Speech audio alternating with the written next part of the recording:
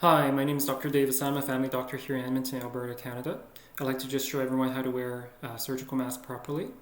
Many of us might be wearing a mask either because we're sick and we want to prevent spread of our droplets, or if we cannot maintain the social distance 2-meter rule, then we might be in close contact with other people who could potentially be sick, and the mask could potentially prevent us from being contaminated with other people's droplets. So the surgical mask is generally preferable for the general population. The N95 mask is not required unless you're taking care of a known COVID patient in an enclosed space for a prolonged period of time. So the surgical mask is water resistant. It allows the droplets coming out to be caught inside, and it prevents droplets from outside from going onto our face. So the mask has a top and a bottom. The top side has a metal piece that can be pliable and conforms to the shape of our face. This is easy to tell.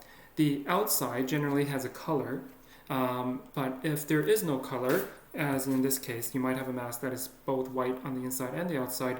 The outside has the folds going downwards and the inside has the folds going upwards.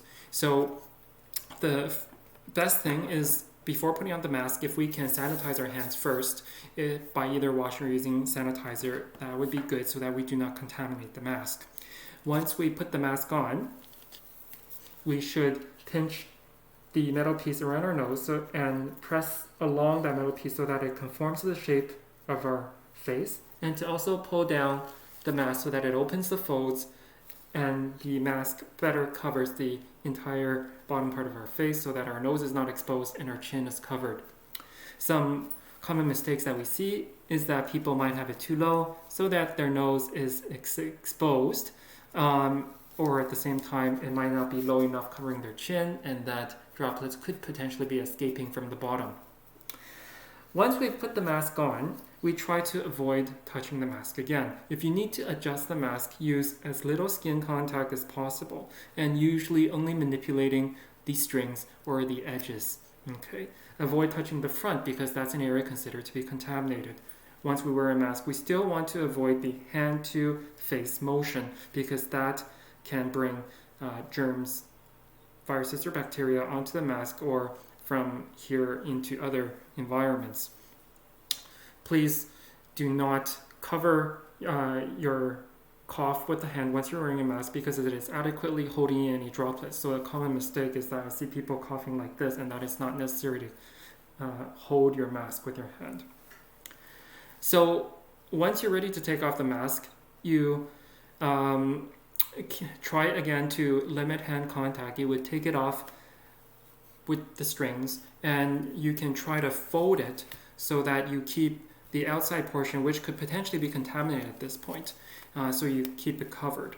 Now, if you've just worn it for a short period of time and you think the mask is clean and could be reused because you might have to wear it for just half an hour, then use it again half an hour later, you try to keep it and store it in a clean bag. If it is contaminated and you're ready to throw it away, then please fold it up so that the contaminated portion isn't going to contaminate other areas. So wearing a mask properly is very important. It allows you to be protecting yourself, and allows you to also prevent your potential germs from going to the environment. If you have any questions, please contact us. And one more thing, after you take off the mask, if your hands might have been contaminated in the process, it is also a good idea at this point to wash your hands or use sanitizer. And always remember that the mask does not really give you security, and you should not be in closer proximity than you have to with other people just because you're using a mask. And always remember to avoid touching your face even with the mask. Okay, thank you very much.